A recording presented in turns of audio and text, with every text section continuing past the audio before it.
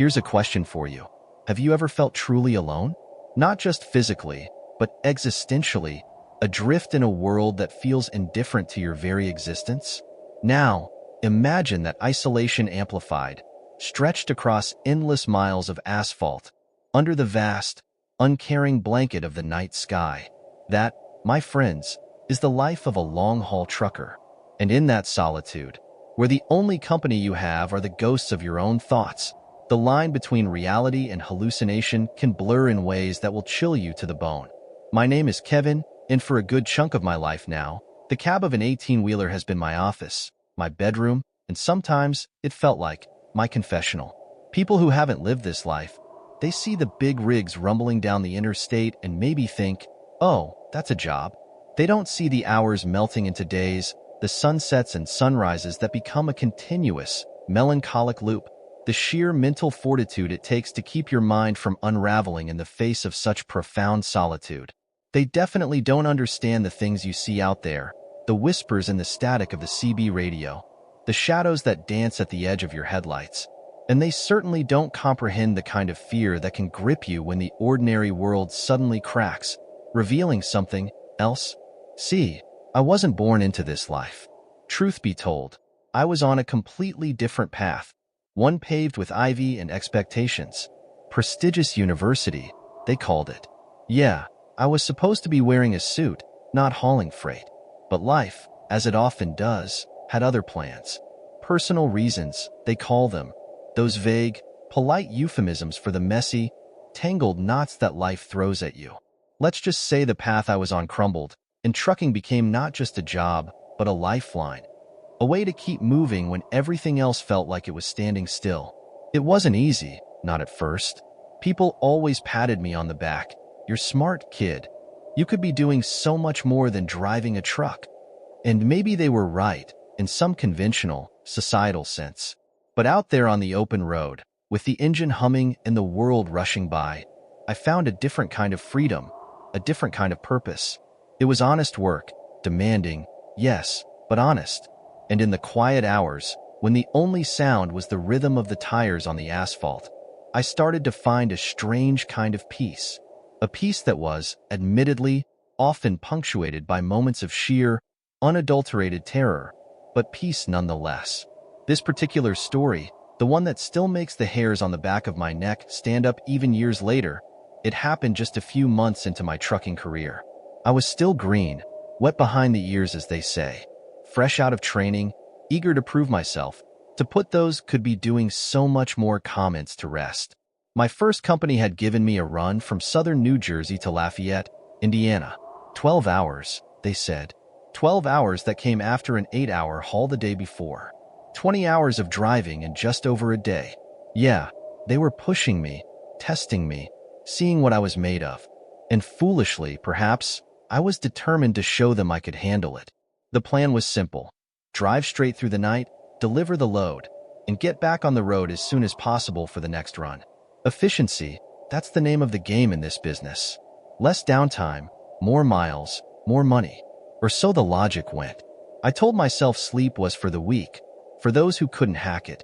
I'd sleep when I was done, when the deliveries were made, when I'd proven myself worthy. The first few hours of the drive were fine. Routine. The familiar drone of the engine, the hypnotic lines of the highway stretching out before me, the occasional glow of passing headlights. Night driving, it's a different beast altogether. The world shrinks down to the pool of light cast by your headlights. Everything beyond that is just void. But there's a strange kind of beauty to it too. A stark, minimalist landscape painted in shades of black and gray, punctuated by the taillights of distant vehicles like lonely stars in a vast, inky sky. Around the halfway point, fatigue started to creep in, insidious and relentless, like a tide slowly rising. My eyelids felt heavy, my focus blurred. That's when the craving hit, that primal, desperate urge for a jolt of energy, a shot of artificial adrenaline to keep the darkness at bay. Red Bull, my go-to, my liquid lifeline on these long hauls. I reached down to the center console, expecting the familiar metallic chill of a can, ready to crack it open and chug it down. But my fingers met only empty air. Panic, mild at first, began to prickle at the edges of my weariness. No Red Bull. How could I have been so stupid? So careless? I'd forgotten to restock after the last delivery. A rookie mistake, a dumb, amateur move. Frustration surged, hot and irrational. I slammed my fist on the dashboard, the plastic groaning under the impact. Idiot, I muttered to myself, the word echoing in the cavernous cab. Groaning, more from mental exhaustion than anything physical. I glanced up at the navigation screen. Lafayette was still hours away. The needle on the fuel gauge was dipping, a silent, visual reminder that I'd need to stop soon anyway. Maybe I could grab a drink at a service stop along the way. But the thought of stopping, of pulling off the highway, it filled me with a strange, inexplicable dread. See, there's this thing about stopping when you're in the rhythm of driving, when you've settled into that highway hypnosis. It's like breaking a spell. The momentum stops, the engine quiets, the world outside suddenly intrudes. And for me, maybe it was just a quirk of my own tired mind, but stopping always made me exponentially more tired. Even a quick stop, a 20-second pause, it felt like the fatigue would rush in, tenfold, dragging me down into a deeper, more sluggish state. It was illogical, I knew, but that's how it felt. But the reality was stark. Either stop for an energy drink or risk falling asleep at the wheel. Neither option was appealing, but one was decidedly more dangerous. With a sigh that felt heavy enough to deflate a tire, I reluctantly steered the semi towards the first exit ramp I saw. Service stopped, the sign promised, a beacon of hope in the desolate landscape. But as I followed the winding off-ramp, the promise started to fade. The service stop sign seemed faded, almost ghostly. The exit led to a narrow, cracked road that felt like it hadn't been paved in decades. Trees crowded close to the roadside, their branches clawing at the darkness. The GPS struggled to recalculate, its calm, synthesized voice suddenly sounding mocking. Then, through the gloom, I saw it. Or rather, what was supposed to be it. It wasn't a brightly lit, bustling service plaza, the kind you expect along major interstates. It was desolate, abandoned, a relic from a bygone era, swallowed by the night.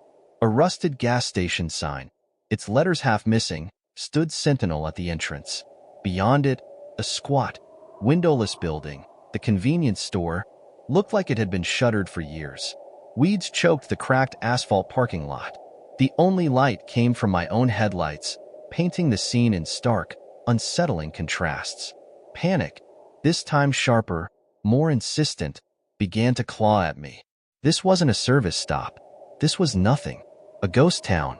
A forgotten corner of nowhere. Too late, I realized. I was already committed. Reversing a semi on this narrow road at night? Not a good idea. Besides, the navigation was now stubbornly insisting there was another, quick stop, just a bit further up the road. A real one, presumably. Maybe this monstrosity was just a false alarm. Swallowing my unease, I parked the semi in the weed-choked lot, the engine's rumble echoing in the oppressive silence. Just a quick stop, I told myself, trying to sound more confident than I felt. Grab a drink, get back on the road. No big deal. But my heart was hammering against my ribs, a frantic drumbeat in the stillness. I climbed down from the cab, the gravel crunching under my boots. The air was heavy, still, almost suffocating. No wind, no sounds of traffic, just silence. The kind of silence that presses against your eardrums, that makes you feel like you're the only person left in the world. It was a warm night, but a shiver ran down my spine nonetheless. The convenience store loomed before me, a dark, rectangular shape against the slightly less dark sky. The front door, a single, grimy glass pane in a metal frame, looked off, slightly ajar. Maybe? Or was it just the angle of the shadows playing tricks on my tired eyes? Approaching cautiously, I told myself to expect one of two things. Locked doors, signaling this place was truly abandoned, or a tired-looking cashier behind a counter, grudgingly selling me an overpriced energy drink. Those were the logical options, the expected outcomes. But logic and expectation, they have a way of crumbling when you least expect it. As I reached for the door handle, the glass panel swung inwards, silently, smoothly, like it was inviting me in. Into what? Darkness. Absolute, impenetrable darkness. The kind that swallows light, that feels almost physical. The store's interior was a void, a black hole where light went to die. No flicker of a security light, no hum of appliances, no faint glow from a distant exit sign. Just black. My breath hitched in my throat. This wasn't just closed. This was dead. Abandoned in a way that felt more profound than just shuttered doors and dusty shelves. This place felt empty, hollowed out, like something had been sucked out of it, leaving behind only a shell of darkness. For a long, disorienting moment, I stood there, framed in the doorway, staring into the abyss. My eyes struggled to adjust, straining against the oppressive blackness, searching for any hint of light, any sign of anything. Was this a prank? Some kind of elaborate joke? But who would play a joke out here, in the middle of nowhere, at this ungodly hour? Just as I was about to turn around, to retreat back to the relative safety of my semi, to write this whole detour off as a colossal waste of time, my eyes, finally, started to adapt. And in the corner of the room, far back in the depths of the store, I saw it. A faint glow. A soft, ethereal luminescence, barely perceptible against the all-consuming blackness, but undeniably there. Curiosity, that insidious, often self-destructive human trait, flickered to life within me. It was a stupid idea, I knew it, even as I took a hesitant step inside. But what was it? What could be glowing in the back of this abandoned store? A forgotten emergency light? Something else? The door swung shut behind me with a soft, almost inaudible click, plunging me into complete, utter darkness for a heartbeat before my eyes readjusted again. The faint glow in the corner became my sole point of reference, a fragile beacon in the overwhelming black. Slowly, cautiously, I started to move towards it, my boots scuffing softly on the dusty floor. The air inside was thick, stagnant, and carried a faint, musty odor, like damp earth and forgotten things. As I got closer, the glow resolved itself. It was coming from a doorway, a rectangular opening in the back wall. And through that doorway, a sliver of light, warmer, yellower than the surrounding gloom, seeped into the main store. It looked inviting, in a strange, unsettling way, like a moth drawn to a flickering flame. Hesitantly, I reached out and pushed the door open further. It creaked softly, protesting the movement after years of disuse. And then, I saw it. A back room, small, cramped, and lit by a single, bare bulb hanging from the ceiling, casting harsh, unforgiving shadows. And against the far wall, bathed in that stark, yellow light, stood a refrigerator. A full-sized, modern-looking refrigerator, plugged into a wall socket, humming softly, incongruously, in this desolate, abandoned space. Relief, sharp and sudden, washed over me. A refrigerator. Maybe, just maybe, this place wasn't completely abandoned after all. Maybe there was a generator running somewhere, keeping this one appliance alive. Maybe, inside, there was a drink, a snack, something to justify this bizarre detour. Eagerly, almost desperately, I approached the refrigerator, my footsteps echoing on the bare concrete floor of the back room. The hum of the appliance grew louder as I got closer, a mundane, comforting sound in the unsettling quiet of the store. My hand reached for the handle, cold and smooth under my fingers. Anticipation rising, I pulled the door open and found nothing, just emptiness. Shelf after shelf of stark, white plastic, completely bare. No drinks, no food, no anything.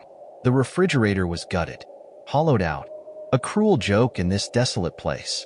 Like finding an oasis in the desert only to discover it's a mirage. Disappointment, bitter and heavy, settled in my stomach. What was the point of this? This whole detour, this creepy, abandoned store, this glowing, empty refrigerator, for nothing. Just a waste of time. A stupid, pointless detour. With a sigh of frustration, I reached to close the refrigerator door.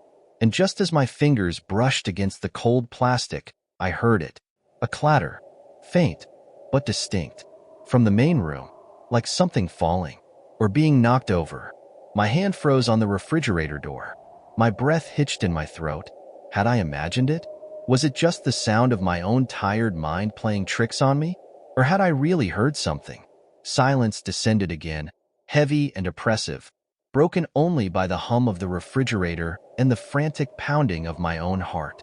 For a long, agonizing 10 seconds, I stood there, motionless, straining my ears, listening for any sound, any clue. Nothing, just silence. But the clatter, it had been real, hadn't it? Or was fatigue finally getting the better of me, blurring the lines between reality and hallucination?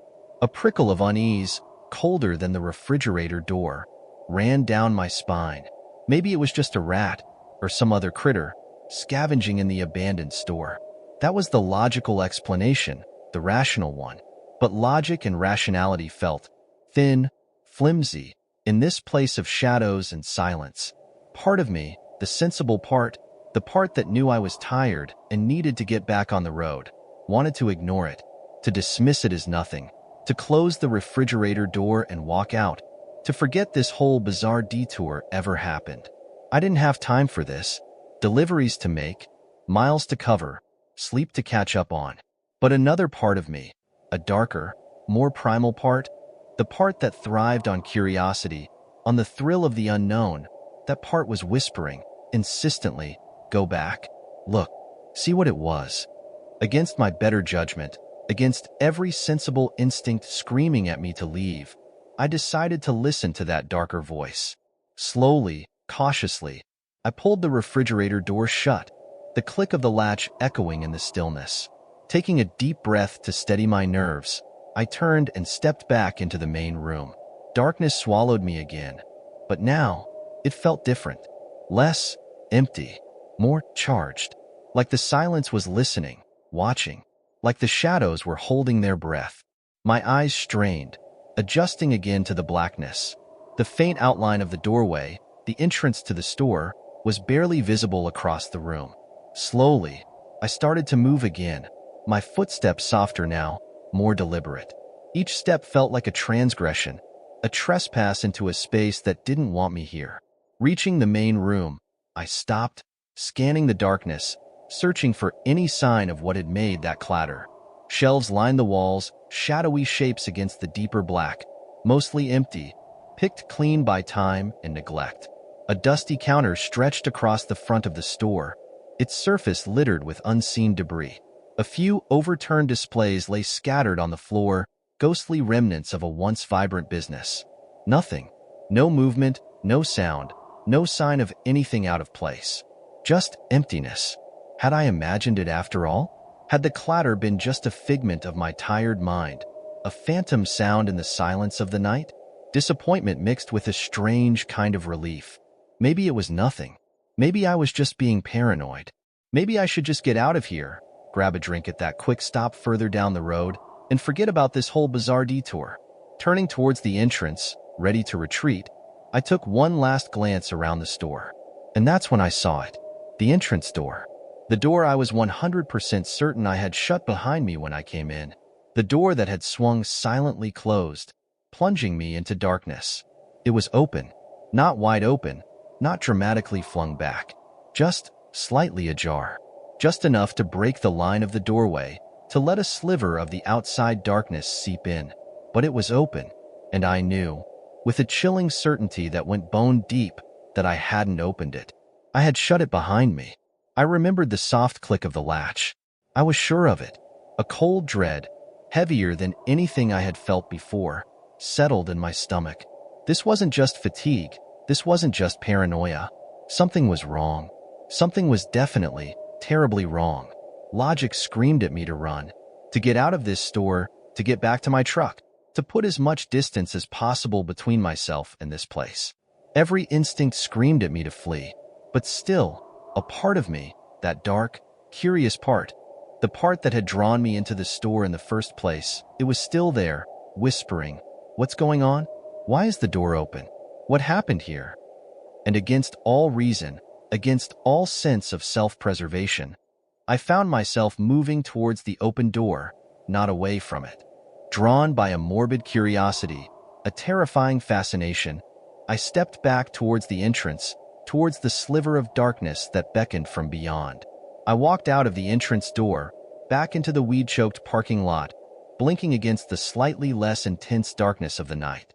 Jogging, almost running now, I made my way back to the semi, my heart hammering against my ribs, my breath coming in ragged gasps. The other shop, the quick stop the navigation had mentioned, that was the priority now. Get there, grab a drink, get back on the road. Put this whole bizarre experience behind me. Forget about the abandoned store, the glowing refrigerator, the clatter, the open door. Just forget.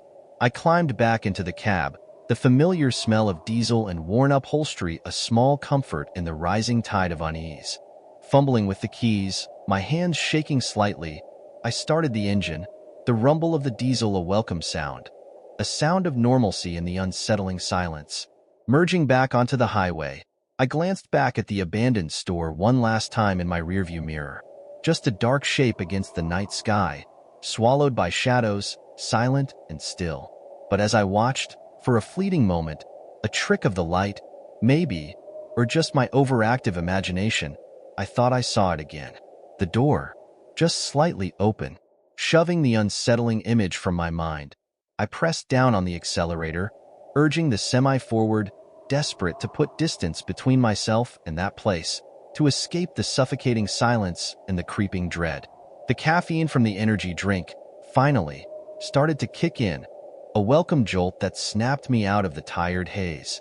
My mind, however, refused to let go. It kept replaying the scene in the abandoned store. The darkness, the glow, the empty refrigerator, the clatter, the open door. What had it all meant? Was it just a squatter? Some homeless person seeking shelter in the abandoned building? But that refrigerator, that didn't make sense. And the open door, that was just creepy. No matter how many theories I conjured up, no matter how much I tried to rationalize it, to explain it away, none of them quite fit. None of them quite dispelled the growing sense of unease, the feeling that I had stumbled upon something wrong, something unseen, something unexplained, lurking in the darkness of that abandoned store. Trying to distract myself, I fiddled with the radio, scanning through stations, hoping to find some mindless chatter, some human voices to break the oppressive silence of the cab. Static filled the speakers, punctuated by snippets of distorted music and garbled voices. Nothing clear, nothing coherent, just noise. Giving up on the radio, I settled back into the rhythm of driving, the hum of the engine and the lines of the highway stretching out before me. But the image of the abandoned store, the open door, it lingered at the edge of my thoughts, a persistent, unsettling shadow. And then, it started. At first, it was just a flicker in my peripheral vision, a subtle movement in the curtain behind me, the curtain that separated the cab from the sleeping compartment of the semi. A trick of the light, I told myself, just the wind, or the vibrations of the truck, or my own tired eyes playing tricks on me. But then it happened again, and again. A subtle billowing of the curtain, a faint shifting of shadows, just at the edge of my vision. And each time, the prickle of unease intensified, morphing into a cold, clammy dread that tightened its grip around my chest. Sweat started to bead on my forehead, cold and clammy. My hands tightened on the steering wheel, my knuckles white. I glanced up at the rearview mirror, my eyes darting to the curtain behind me. And this time, I saw it clearly. The curtain moved. Not just a subtle flicker, not just a trick of the light. It billowed outwards, distinctly, undeniably, as if someone, or something, was pushing it from behind. And then, just as quickly, it stilled again, hanging limp and motionless. My heart lurched into my throat. My breath caught in my lungs. Panic, raw and visceral, erupted inside me. Not just unease, not just dread, but pure, unadulterated terror. Someone was in my truck. Someone, or something, hidden in the sleeping compartment, behind that curtain, just inches away from me. And I hadn't seen them, hadn't heard them, hadn't sensed them, until now. The abandoned store, the open door, the clatter, the emptiness.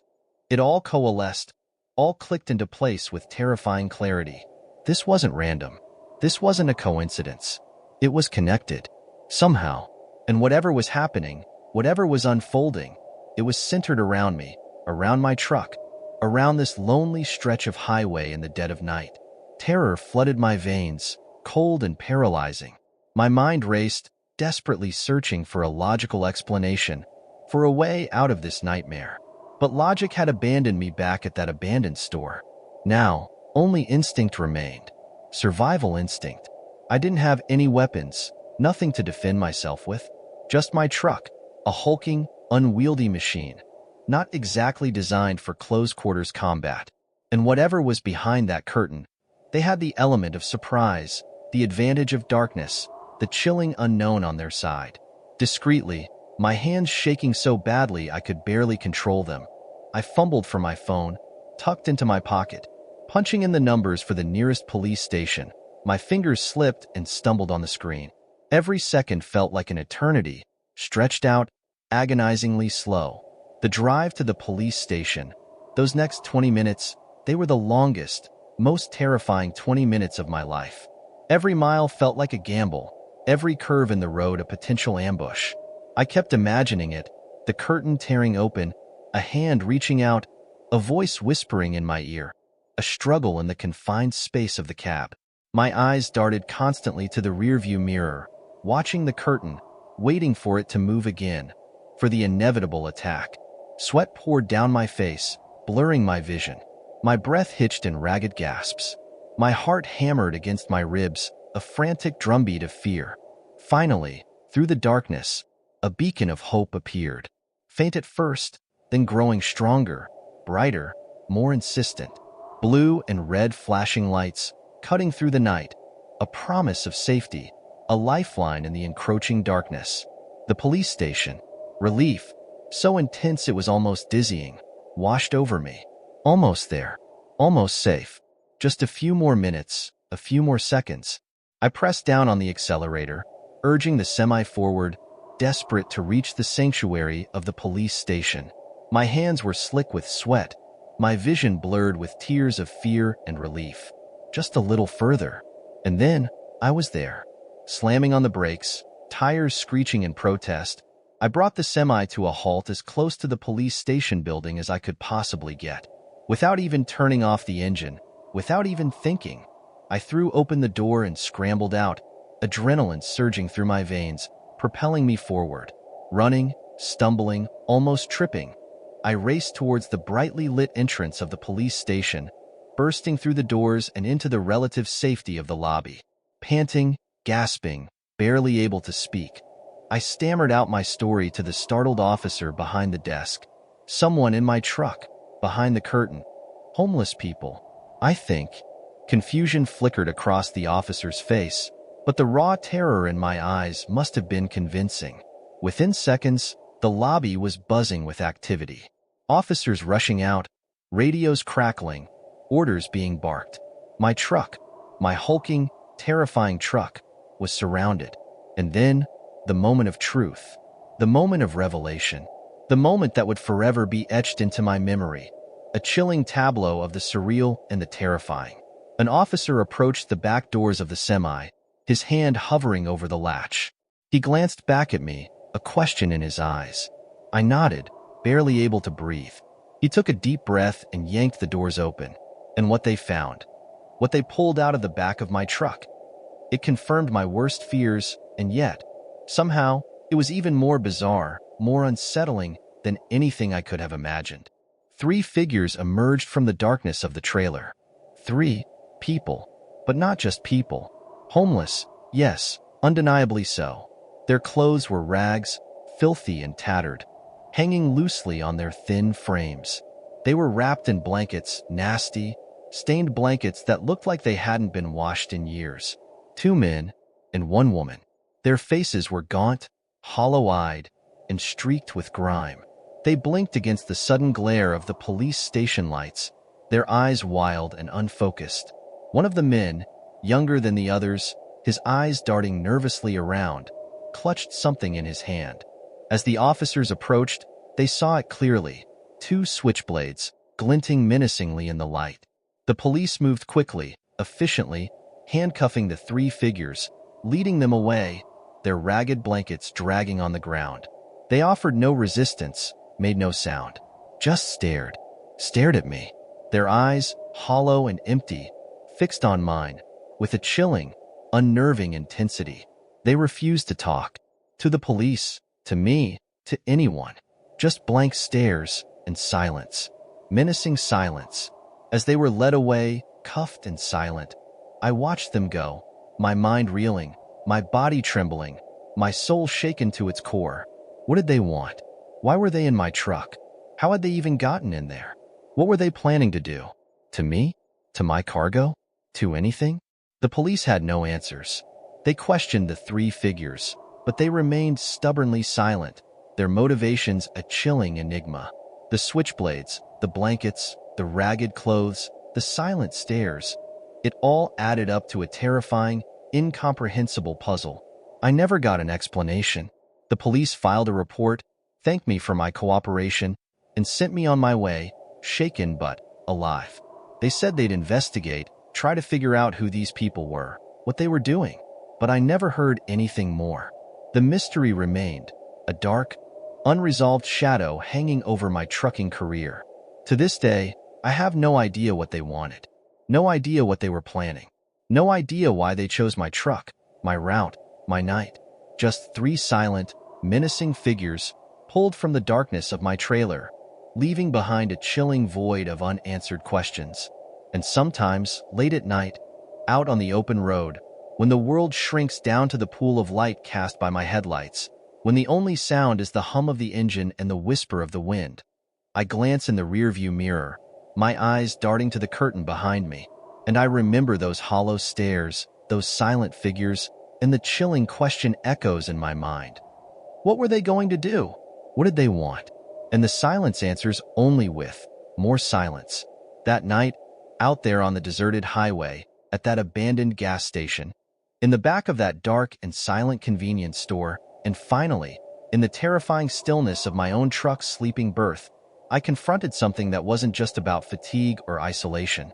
It was something darker, something that touched the edges of the unknown. It was a reminder that out there, in the vast emptiness of the American night, there are shadows that move, mysteries that linger, and fears that have no name. And that sometimes, the demons we face on the road aren't just the ones lurking in our subconscious. Sometimes they're real, and they're waiting in the darkness, just behind the curtain. That experience, it changed me.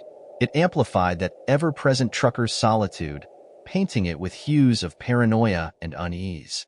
Every creak of the trailer, every rustle of the wind against the tarp, every unexpected flicker in my mirrors, they all became potential harbingers, echoes of that night.